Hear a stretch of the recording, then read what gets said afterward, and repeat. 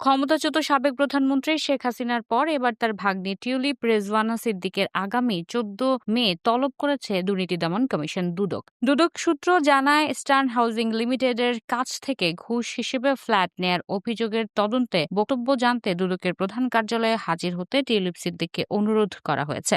ওই দিন সকাল ১০টায় তাকে থাকতে বলা হয়েছে।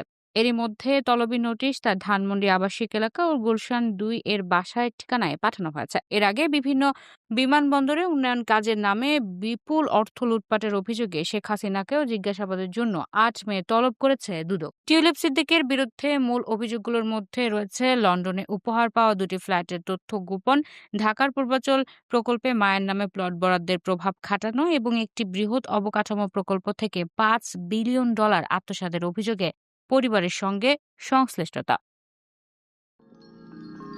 You are watching Raj TV, Jagorone, Bangladesh. Please subscribe our channel.